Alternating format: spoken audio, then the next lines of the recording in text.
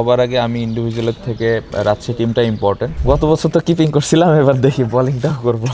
মামুর ব্যাটাররা চলে আসেন মাঠে খেলা দেখতে, খুবই এক্সাইটেড।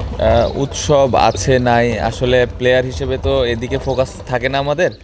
আমাদের ফোকাসটা এটাই থাকে যে কিভাবে আমরা ভালো মতো প্রিপারেশন নিতে পারছি কিনা, বা আমাদের যে সামনে ওই টুর্নামেন্টটা হচ্ছে কিনা। সো আলহামদুলিল্লাহ টুর্নামেন্টটা আগামীকাল থেকে শুরু হচ্ছে এবং অ্যাজ এ প্লেয়ার হিসেবে খুবই এক্সাইটেড যে মাঠে আমরা খেলার সুযোগ পাবো। না, খুবই গুরুত্বপূর্ণ। আমার মনে হয় সবার আগে আমি ইন্ডিভিজুয়ালের থেকে রাজশাহী টিমটা ইম্পর্টেন্ট।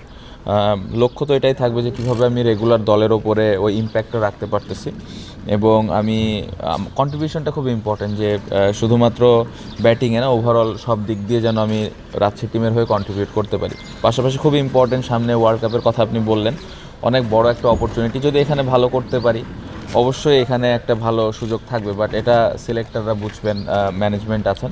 আমার কাজ হলো আমি চেষ্টা করবো যে কীভাবে আমি রেগুলার পারফর্ম করতে পারি। না, আমার মনে হয় এখনও উইকেট দেখার সুযোগ হয়নি, বাট এখানে অনেক ম্যাচ খেলার সুযোগ অতীতে ছিল আমাদের, বা আমরা খেলেছি। সো একটা আইডিয়া তো আছে, সবসময় এখানে ভালো স্পোর্টিং উইকেট থাকে। সো এটাই আশা থাকবে যে আগামীকালকেও এরকম ভালো স্পোর্টিং উইকেট থাকবে, এবং আমি মনে করি যে ওভারঅল পুরো টুর্নামেন্টে সিলেটে ভালো উইকেট থাকবে। আমার মনে হয় 170, 180, 190 ধরনের স্কোরই আমরা দেখতে পারবো। বাট এগেন ওই দিনে আসলে উইকেটটা কীরকম থাকে, যেহেতু একটা কন্ডিশনের ব্যাপার আছে, এখন শীতকাল। সো সব মিলে ওই দিন আসলে বোঝা যাবে উইকেটটা কেমন। বাট আশা করছি যে ভালো স্পোর্টিং উইকেটই হবে। না, একদমই না। আমরা অকশন থেকে শুরু করে এখন পর্যন্ত খুবই ক্লিয়ার ছিলাম যে আমরা আসলে কী কম্বিনেশনে খেলতে চাই, আমাদের কোন কোন জায়গায় কোন কোন প্লেয়ার দরকার। সো আমরা ক্লিয়ার আছি আমরা কোন কম্বিনেশনে যাব আগামীকালকে, এবং এটা নিয়ে খুব বেশি ভাবছি না, কারণ আমরা জানি আসলে আমাদের কী কম্বিনেশনটা প্রয়োজন। এই মুহূর্তে এই জিনিসগুলো আমি বলতে চাচ্ছি না। স্পেশালি ইন টি20-তে আপনি দেখেন যে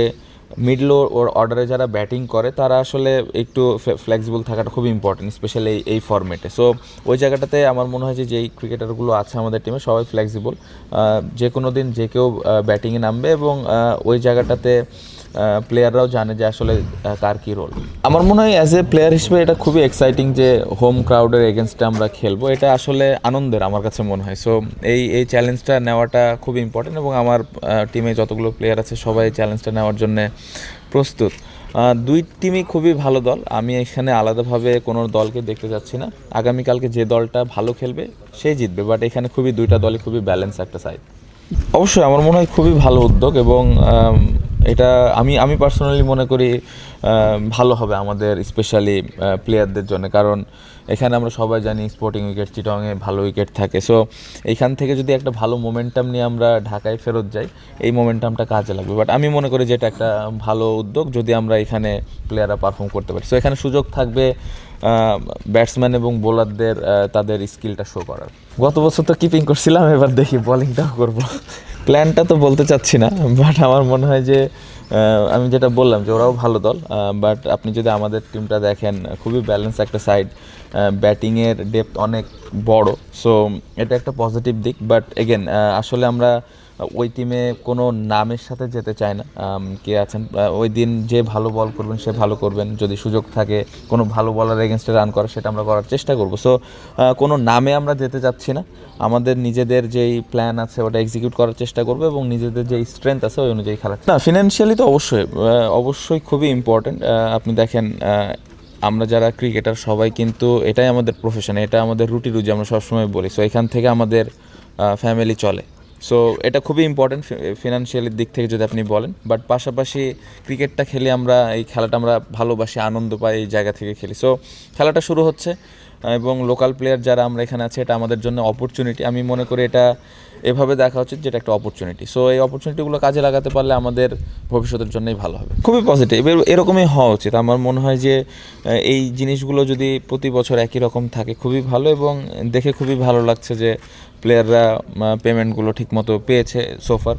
আমি রাজশাহীর কথা যদি স্পেশালি বলতে চাই, খুব আগেই টাকাগুলো দিয়ে ফেলেছে, এবং আমাদের ওনার বা ম্যানেজমেন্টে যারা আছেন এই বিষয়টা নিয়ে খুবই ক্লিয়ার যে প্লেয়াররা যেন এই পেমেন্ট ইস্যু নিয়ে কোনো চিন্তা না করে। সো এটা একটা পজিটিভ দিক। আমি আশা করব যে প্রত্যেকটা টিমই এইভাবে প্লেয়ারদেরকে পেমেন্টগুলো খুব স্মুথলি দিয়ে দিবেন।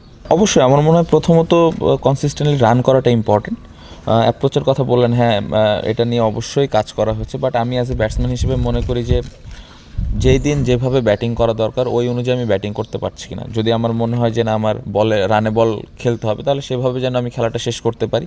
যদি মনে হয় যে না আমার একটু হায়ার স্ট্রাইক রেটে ব্যাটিং করতে হবে, ওই অ্যাপ্রোচটা আমার আছে কিনা। সো আমি এমন না যে প্রতিদিন যে অনেক পিটাপিটি করতে হবে, অনেক হায়ার স্ট্রাইক রেটে ব্যাটিং করতে হবে, জিনিসটা এমন না।